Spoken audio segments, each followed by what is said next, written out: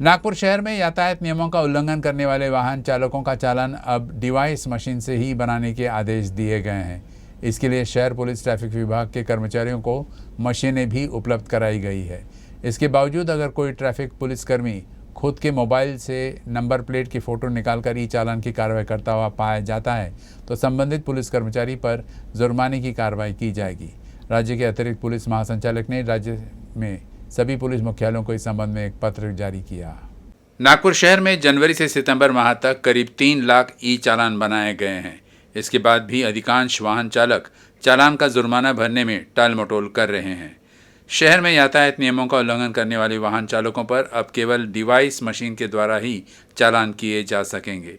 हालांकि इससे पहले ट्रैफिक पुलिसकर्मी अपने मोबाइल फ़ोन से फ़ोटो निकालकर इन ई चालानों को करते थे।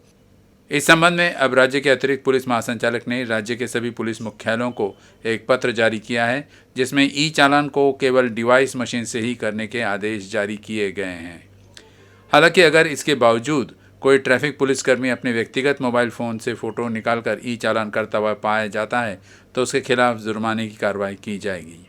राज्य के अतिरिक्त पुलिस महासंचालक द्वारा सभी पुलिस मुख्यालयों को एक पत्र जारी किया है, जिसमें जो भी चालान होंगे अब ई डिवाइस के द्वारा किए जाएंगे। क्या कुछ इस पत्र में कहा गया है, इस बारे में डीसीपी ट्रैफिक सारंग आवाड़ सर हमारे साथ मौजूद हैं। क्या कुछ सर इस पत्र में कहा गया है और किस तरह की पूरी कार्रवाई? एडिशनल डीजी ट्रैफिक की तरफ से सभी यूनिट्स को महाराष्ट्र स्टेट में एक लेटर गया है, जिसमें उन्होंने कहा है कि जो भी पुलिस कर्मचारी ट्रैफिक के हो, हाईवे पुलिस के हो या लोकल पुलिस के हो, उन्होंने अगर कार्रवाई करनी है मोटर व्हीकल एक्ट की तो ई डिवाइस जो दिया हुआ है उनको उनके थ्रू ही फ़ोटो निकाल के कार्रवाई करे। खुद का पर्सनल मोबाइल से फ़ोटो निकाल के उसका स्क्रीनशॉट से क्लिक करके ई डिवाइस में कार्रवाई ना करे।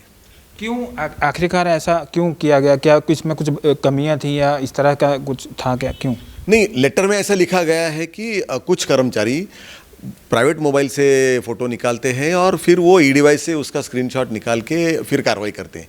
वो ना हो इसके लिए ये परिपत्रक निकाला गया है। सर, इसमें अगर कोई पुलिस कर्मचारी इस तरह से मोबाइल से फ़ोटो ले रहा है और वो दिखता है या फिर उस पर कार्रवाई होगा क्या? सर, हमने सब कर्मचारियों को हमारे यहाँ पे at least Nagpur city traffic police में हमने सबको ऐसा इन्फॉर्म किया है कि ऐसा ना करें।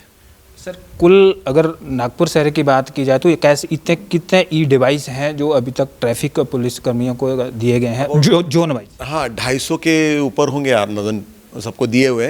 जोन वाइज बोल नहीं सकता हूँ, लगभग 200-250 से ऊपर हमने डिस्ट्रीब्यूट किया है।